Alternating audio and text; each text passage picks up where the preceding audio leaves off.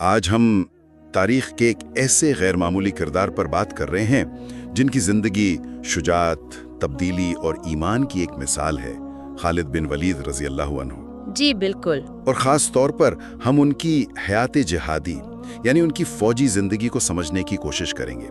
ہمارے پاس ایک video script کے کچھ اقتباسات ہیں اس کے لیے۔ ہاں، اور یہ ماخذ جو ان کی فوجی زندگی پر ہی زیادہ توجہ دیتا ہے، ہمیں یہ سمجھنے میں مدد دے گا کہ وہ کیسے اسلام کے ایک مخالف سے اس کے سب سے بڑے محافظ بنے۔ بالکل، مقصد صرف واقعات کو دہرانا نہیں بلکہ یہ سمجھنا ہے کہ انہیں سیف اللہ یعنی اللہ کی تلوار کیوں کہا جاتا ہے، ان کا سفر سمجھنا ہے۔ صحیح۔ یہ صرف جنگوں کی کہانی نہیں بلکہ یہ دیکھنا ہے کہ ان کی فوجی قابلیت اور ایمان کیسے مل کر ایک ایسی قوت بنے جس نے تاریخ کا رخ موڑ دیا۔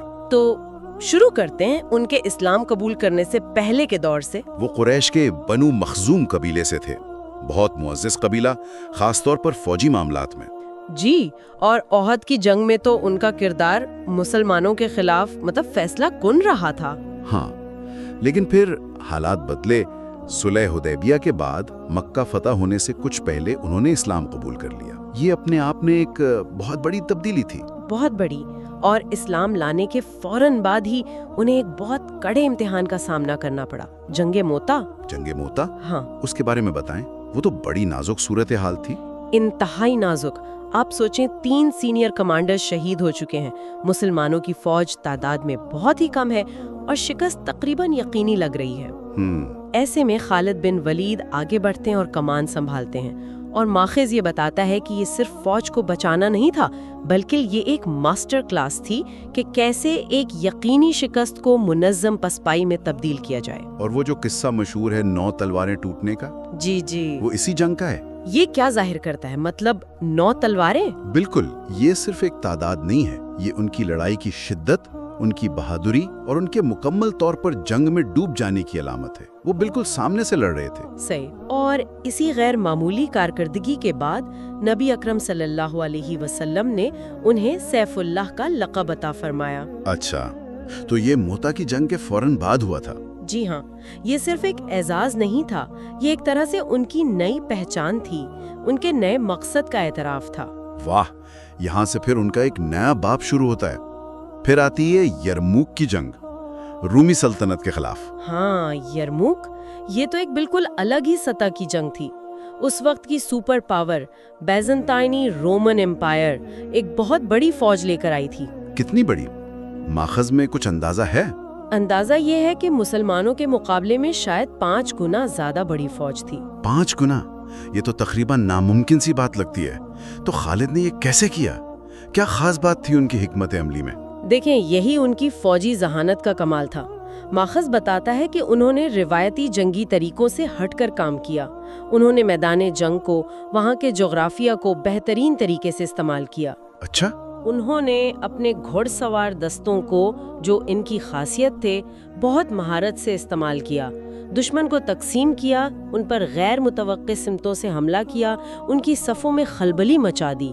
یہ صرف بہادری نہیں تھی، یہ خالص اسٹریٹجی، رفتار اور دشمن کی کمزوریوں کو سمجھنے کا کھیل تھا۔ تو سیف اللہ صرف طاقتور نہیں تھے بلکہ بہت ذہین اور شاطر حکمت عملی والے بھی تھے۔ بالکل، ان کی چالیں اکثر دشمن کو حیران کر دیتی تھیں۔ لیکن ان کی کہانی میں ایک اور پہلو بھی ہے جو مجھے ہمیشہ بہت متاثر کرتا ہے، وہ ہے ان کا قیادت سے ہٹایا جانا۔ جی ہاں، اور یہ ان کی عظمت کا ایک اور ثبوت ہے۔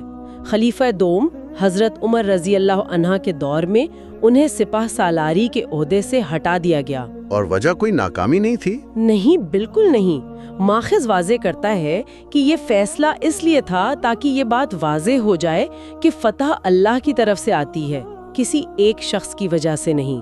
کسی کو بھی یہ غلط فہمی نہ ہو کہ فتوحات خالد کی وجہ سے ہو رہی ہیں۔ اور خالد بن ولید کا رد عمل اتنے بڑے جرنیل کا؟ یہی تو کمال کی بات ہے۔ کوئی ناراضگی نہیں، کوئی بغاوت کا شائبہ تک۔ انہوں نے مکمل اطاعت کے ساتھ اس فیصلے کو قبول کیا، اور نہ صرف قبول کیا بلکہ ایک عام سپاہی کی طرح دوسرے کمانڈر کے ماتحت لڑتے رہے۔ یہ تو آج کل تصور کرنا بھی مشکل ہے، ذاتی انا پر اتنا بڑا کنٹرول۔ بالکل، یہ ان کی اسلام سے گہری وابستگی اور اللہ پر توکل کی نشانی ہے۔ उनकी वफादारी किसी ओहदे या शानो शौकत से नहीं थी, बल्कि मकसद से थी। उनकी अजमत सिर्फ मैदाने जंग तक महदूद नहीं थी। हरगिज नहीं, उनकी असल अजमत किरदार में भी थी। और फिर उनकी जिंदगी का इख्तिताम, वो भी बड़ा असरंगेज है। इतनी जंगें लड़ने वाला, कभी ना हारने वाला जर्नैल। जी, वो बिस्तर पर वफात पाते हैं। हाँ, और उनके वो अल्फाज कि मेरे जिस्म का कोई हिस्सा ऐसा नहीं जहां तलवार या नेज़े का निशान ना हो, और मैं यहाँ बिस्तर पर ऊंट की तरह मर रहा हूँ। इसमें एक अजीब सी हसरत महसूस होती है। मैदान में नसीब न हुई, लेकिन उनकी मेरास क्या है? माखिज के मुताबिक उन्होंने कोई सोने चांदी के ढेर या जागीरें नहीं छोड़ी। तो फिर क्या छोड़ा? उन्होंने हिम्मत, बेमिसाल क़ियादत, अल्लाह पर गैर मुतज़लज़िल ईमान और मकसद के लिए खुद को वक्फ कर देने की मिरास छोड़ी। उनका नाम आज भी दुनिया भर की मिलिट्री एकेडमीज में पढ़ाया जाता है। तो वो सिर्फ एक जंगजू नहीं थे? नहीं, वो एक अलामत थे इस बात की कि जब कोई अपनी सलाहियतें, अपनी तलवार, अपनी जान अल्लाह की राह में वक्फ कर देता है तो क्या मुमकिन होता है। वो वाकई अल्लाह की तलवार थे। तो अगर हम इस सारी गुफ्तगू का खुलासा करें, एक नाकाबिले शिकस्त जर्नैल सैफुल्लाह के लक़ब का सही मफहूम, फौजी ज़हानत के साथ साथ कमाल दर्जे की आजिज़ी और एक ऐसी मिरास जो मादियत से बहुत बुलंद है।